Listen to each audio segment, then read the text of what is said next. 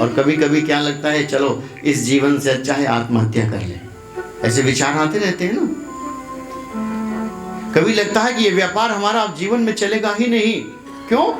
क्योंकि हमने बहुत मेहनत किया, मजदूरी की, सब कुछ किया, लेकिन हमारा कोई दांव चला ही नहीं। जब जिंदगी के सब दांव हार जाना और ऐसा लगे अब कुछ नहीं हो सकता है, तो बस तुम धाम चले आना। और करना कुछ नहीं है, बस यहाँ समय व्यतीत करना है। कोई लोग बीड़ी पीते होंगे, अपने गांव में पीते हैं क्या?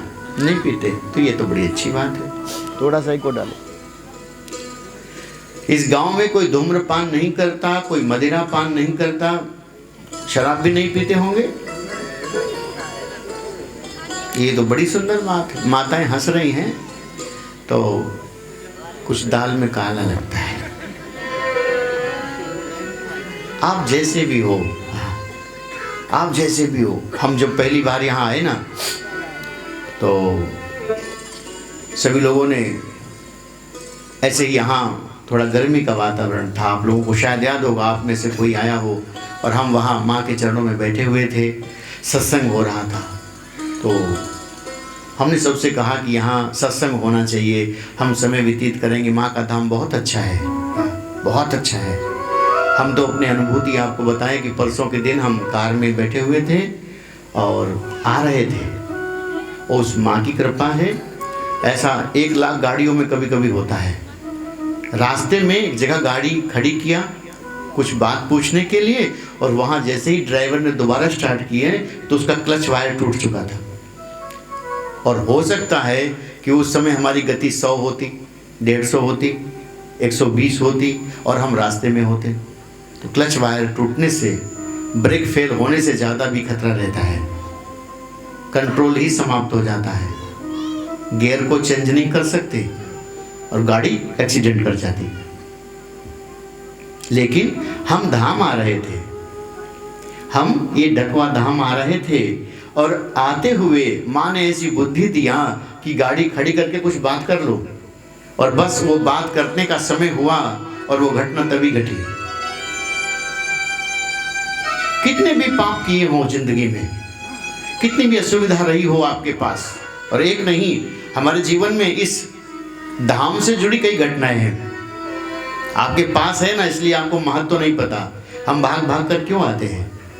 कुछ तो बात होगी।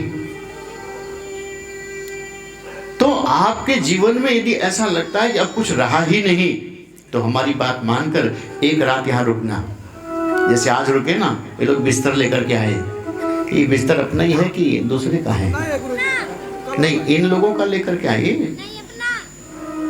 तुम कहाँ से लाए? अब की जब आना, तब बिस्तर भी अपना होना चाहिए। तो हमारे कहने से ना, तुम 11 रात यहाँ व्यतीत करना, रोज नहीं, महीने में 1 बार, ये 2 महीने में 1 बार, नियम से देखना, तुम्हारा भाग्य बदल जाएगा। आपको विश्वास ना हो तो करके देखना। हम आते हैं तो क्यों, हमारे आलोक भैया जबरदस्ती कर, रुको रुको, रुके, रुकने से ही तो सब कुछ है। लोग कहते हैं भागने से सब कुछ है, रुकने ही से तो है। आप कब तक भागते रहोगे? ये बाजार भाग रहे हैं, व्यापार कर रहे हैं, दुकान खोले हैं, लेकिन दुकान खोलते खोलते वो पांडे जी कहाँ गया? वो कहता था कुछ होता ही नहीं गुरुजी, कुछ हो नहीं रहा। तो हमने कहा तुम भागो मत, तुम रुको। तुम रोज इस मंदिर में झाड़ू लगाना, और झाड़ू निकालते निकालते तुम्हारा जीवन का पाप निकल जाएगा। अभी थोड़ा निकला है, अभी थोड़ा और निकलेगा। थोड़ी बुरी आदतें हैं वो छूट जाएंगी। जीवन में कुछ बचा ही नहीं हो, तब अन्याश्रय नहीं होना। गीता में लिखा है, प्रणत क्लेश नाशाय गोविंदाय नमो नमः। केवल झुक जाने से ही तुम्हारे सब जितने भी दुख है, जो असुविधा है, वो दूर हो जाएगी। क्योंकि इतने जाड़े में आप चल कर आए, कुछ तो मिलना चाहिए। अब किसी के मन में क्या आ रहा है, हमारा व्यापार इस साल जो है बहुत ज़्यादा बढ़ जाएगा।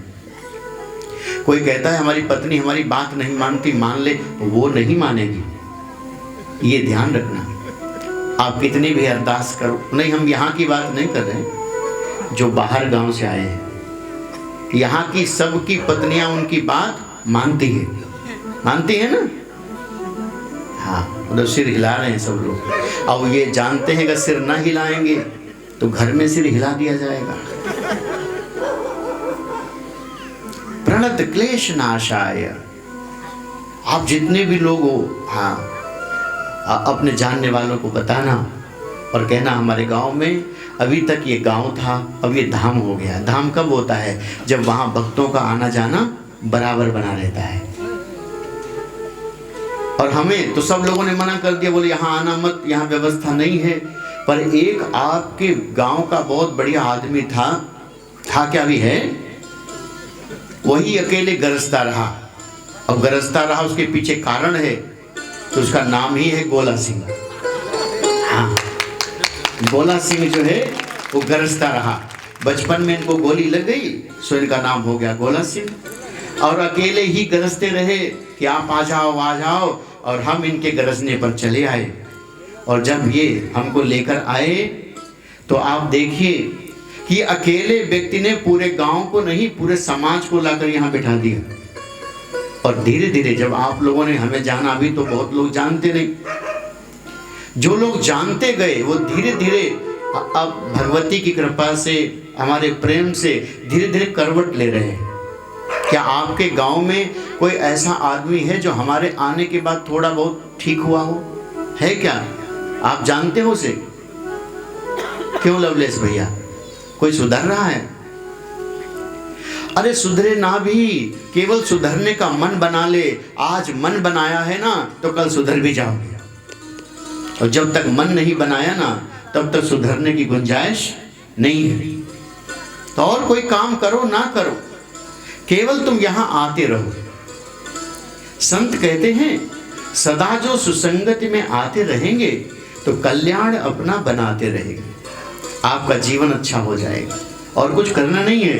अब ये जो भजन गाने वाली हमारे बीच प्रियंका जी आई है, इनको इसीलिए बुलाया कि आप लोग भजन सुनो। 3 साधन है। कीर्तन यानी भजन, जो गीत संगीत हो रहा है, इसके रास्ते ये प्रारंभिक है, इससे आपका मन लगेगा। फिर